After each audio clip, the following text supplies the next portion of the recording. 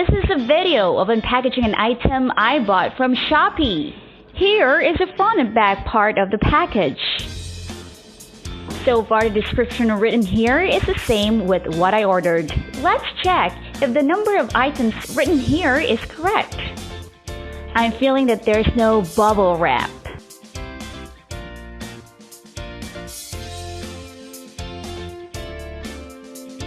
Well, I get a pack.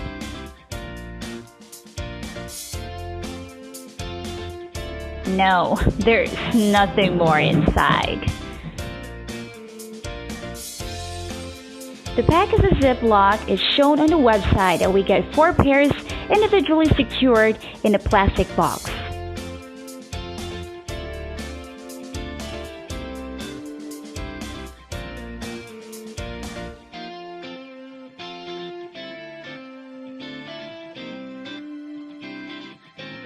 Let's lay all the 4 pairs on the table. I see that I get what I ordered. Let me open one.